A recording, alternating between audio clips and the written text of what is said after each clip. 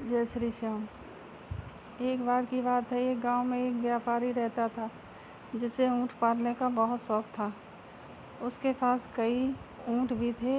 एक दिन वो व्यापारी अपने किसी काम के सिलसिले में किसी दूसरे गांव गया, जहां पर उसने एक ऊँट बेचने वाले के पास एक बहुत ही खास किस्म का ऊँट देखा। व्यापारी को वो ऊँट बहुत पसंद आया। उसने उस ऊँट को खरीदने की सोची। वो ऊँट वाले के पास गया और उस ऊँट का मोल भाव करने लगा। वो दोनों कई घंटों तक ऊँट के भाव को लेकर बातें करते रहे, जिसके बाद व्यापारी ने उस ऊँट को खरीद लिया। ऊँट को खरीदने के बाद व्यापारी अपना काम खत्म करके अपने गांव चला गया। अपने घर जाकर व्यापारी ने अपने नौकर से कहा कि तुम इस ऊँट को बाकी ऊँटों के साथ बांध दो और इसे साफ कर दो।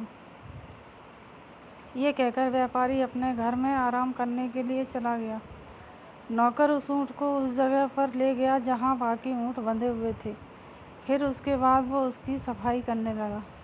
ऊँट की सफाई करते समय उस ऊँट की सीट के नीचे एक थैली मिली। उसने थैली को खोल के देखा तो उसमें बहुत से हीरे पड़े हुए थे।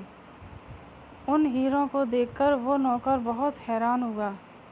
उसने सोचा कि ये हीरे उसके मालिक के हैं, तो वो व्यापारी के पास गया और उसको वो थैली दिखाई। नौकर ने मालिक से पूछा कि क्या ये हीरों की थैली आपकी है? ये ऊँट की सीट के नीचे पड़ी हुई थी। तो वो व्यापारी बहुत हैरान हो गया और उसने कहा, कौन सी थैली? ये मेरी थैली नहीं है। फिर व्यापारी ने थोड़ा सोचा और कहा कि शायद ये थैली उस ऊँट वाले की होगी जो गलती से आ गई है। मैं ये थैली उसे वापस करनी होगी। अपने मालिक की ये बात सुन के नौकर सोचने लगा कि उसका मालिक कितना बेवकूफ़ है, हीरों की थैली वापस करने की बात कर रहा है। नौकर ने उस व्यापारी से कहा कि मुझे नहीं लगता इसको वापस करने की कोई ज़रूरत है। वैसे भी किसी को क्या पता चलेगा। अपने नौकर की ये बात सुनकर उस व्यापारी ने कहा कि नहीं, मैंने सिर्फ ऊँट खरीदा है, मेरा इन हीरों पर कोई हक नहीं है, मैं इसे वापस कर दूंगा।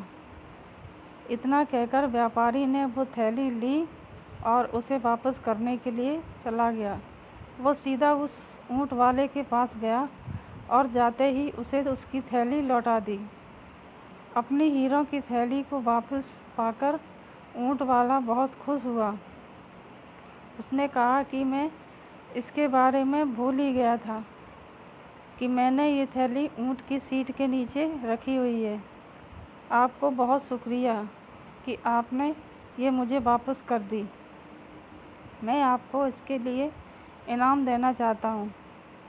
आप इनमें से कोई भी 2 हीरे रख सकते हैं। ऊँट वाले के ये बात सुनकर व्यापारी ने कहा कि नहीं, इसकी कोई ज़रूरत नहीं है, मैंने पहले ही इस थैली से 2 सबसे कीमती हीरे अपने पास रख लिए हैं। ये बात सुनते ही ऊँट वाले ने अपनी थैली से सारे हीरे निकाले और उन्हें गिनने लगा। हीरों को गिनने के बाद ऊँट वाले ने कहा कि ये तो सारे पूरे हैं, फिर तुमने कौन से हीरे निकाले? फिर व्यापारी ने कहा कि मैंने इस थैली को वापस करके ईमानदारी और खुददारी के 2 हीरों को अपने पास रख लिया है।